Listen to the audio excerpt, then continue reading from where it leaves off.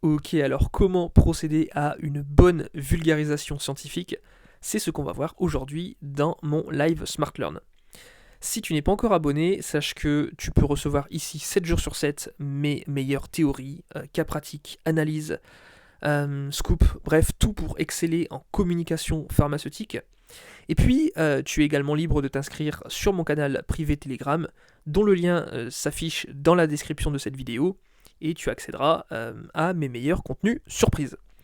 Bref, on y va pour cette vidéo, et je me suis appuyé sur C'est pas sorcier, qui est peut-être une référence voilà, que tout le monde connaît dans la vulgarisation scientifique, pour essayer de comprendre pourquoi on arrive à saisir des concepts qui sont parfois très flous. Alors la première chose, c'est que ils opèrent des changements de plan, des changements de point de vue. Tu vois avec le personnage de Fred qui va un peu sur le terrain, et puis Jamie qui approfondit à chaque fois avec ses petites maquettes pour les phénomènes. Et bien là, c'est exactement la même chose quand tu vas vulgariser un sujet très médical, très scientifique. Moi, tu vois ce que je faisais. J'avais fait plusieurs stages et j'avais travaillé pour différentes entreprises en rédaction d'articles référencés, etc. Je devais finalement, en fait, raisonner par mots-clés et il fallait vraiment saisir ces mots-clés. Tu vois, les notions importantes du sujet. Et à partir de ces mots-clés, tu tisses ta toile et tu essaies de construire un chemin de pensée pour y parvenir. Soit tu pars de ton mot-clé et à partir de ce mot-clé, tu explores doucement, progressivement les fonctions voisines, ou soit tu fais l'inverse, tu pars de choses qui partent voilà, dans différents domaines, et tu essaies de faire comprendre à la personne euh, pourquoi c'est important de se rapprocher de ce mot-clé. En quoi ce mot-clé, il est essentiel. Donc voilà, pour ça, il faut vraiment être très progressif, te mettre à la place de la personne, essayer d'utiliser un maximum de synonymes, ça si tu peux le faire, fais-le. Essayer de l'expliquer à, mettons, un de tes proches, si jamais tu lis ton texte, ton article, ta présentation à ta grand-mère, ben, elle doit comprendre l'essentiel, tu vois. Donc voilà pour ça. Autre remarque aussi, les chiffres. Il y a beaucoup trop de gens qui sont euh, dans... on va dire, ils veulent montrer qu'ils ont fait du bon travail, qu'ils ont recherché beaucoup de pistes, mais du coup ils t'accablent avec plein de sources, plein de chiffres, on s'en fout. Je veux dire, les chiffres, faut vraiment utiliser si c'est quelque chose de capital. Si c'est un chiffre qu'on va oublier dans la minute qui suit, euh, que ça n'a pas vraiment d'intérêt dans ton propos, que ça n'aiguise pas ta réflexion, on s'en fout.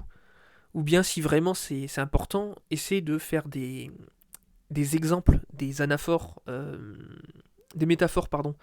Euh, Essayer de faire comprendre que tel chiffre, ça représente X terrain de football. Ça représente l'équivalent de 10 maisons, je ne sais pas. Tu vois. Mais il faut que ça parle. Il faut prendre le référentiel de la personne en face pour qu'elle parvienne à intégrer l'information et surtout la retenir. Parce que ce qu'on veut faire, c'est pas simplement communiquer un message comme si tu jetais une flèche. Il faut que ça reste dans l'esprit de ton spectateur. Et c'est ce que beaucoup de gens finalement oublient en communication. C'est pas simplement balancer un message, c'est s'assurer qu'il parvienne bien dans l'esprit de la personne.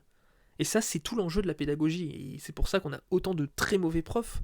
C'est parce que ils n'ont pas assez l'empathie de se mettre au niveau de la personne en face, de raisonner dans l'état d'esprit en face. Voilà. Autre chose, alors c'est dans C'est pas sorcier les maquettes. Toi, tu vas pas t'amuser à mettre des maquettes dans une présentation. Quoique, avec la réalité virtuelle, maintenant, tu vas pouvoir faire beaucoup de choses. Mais essaie de multiplier les schémas. Quand tu vois qu'un texte, tu le comprends pas du premier coup, c'est quand même un signe que tu peux peut-être essayer de fournir cette information dans quelque chose qui est beaucoup plus visuel. Donc voilà pour ça.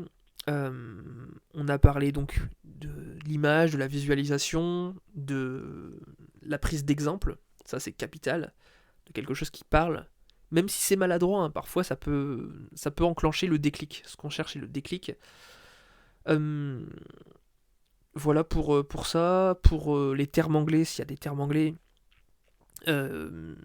essaie de les introduire, essaie de faire comprendre pourquoi ce terme. Euh, des fois, on peut passer en mode français, parfois ça ne sert à rien parce que quand il y a certains domaines qui ont beaucoup trop de termes techniques anglais, ben, tu fais avec. Voilà pour ce qui me vient à l'esprit. J'espère que ça a pu t'aiguiller un petit peu. On se retrouve très bientôt dans un prochain live Smart Learn ou tout de suite dans mon canal privé Telegram. Je te dis bonne journée à toi, bon courage et à très bientôt. Salut.